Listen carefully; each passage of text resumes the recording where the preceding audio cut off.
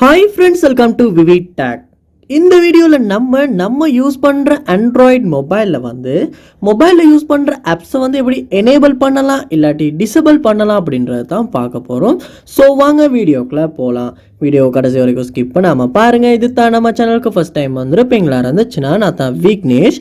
மறக்காம நம்ம சேனலை சப்ஸ்கிரைப் பண்ணிவிட்டு அப்படியே பார்த்துட்டு பெல் ஐக்கனையும் கிளிக் பண்ணிடுங்க. நீங்கள் உங்கள் ஆண்ட்ராய்ட் மொபைலை யூஸ் பண்ணுற ஆப்ஸை டிசேபிள் பண்ணணும் இல்லாட்டி எனேபிள் பண்ணணும் அப்படின்ற ஒரு தேவை ஏற்படுமா இருந்துச்சுன்னா கண்டிப்பாக இந்த வீடியோ உங்களுக்கு ரொம்ப யூஸ்ஃபுல்லாக இருக்கும். வாங்க வீடியோக்குள்ளே போகலாம்.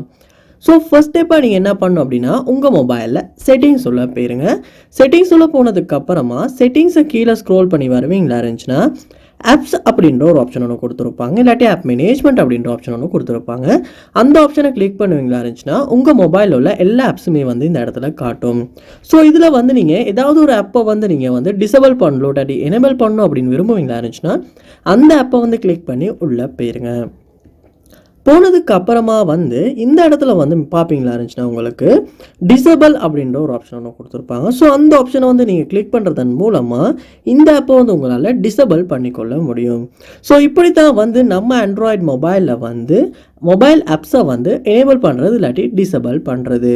ஸோ இந்த வீடியோ உங்களுக்கு ரொம்ப யூஸ்ஃபுல்லாக இருந்திருக்கும்னு நினைக்கிறேன். இது போல் நிறையா வீடியோ பார்க்கணுன்னா கண்டிப்பாக நம்ம சேனலை சப்ஸ்கிரைப் பண்ணுங்கள். அப்படியே பார்த்துள்ள பெல் ஐக்கனையும் கிளிக் பண்ணிடுங்க. தேங்க்யூ.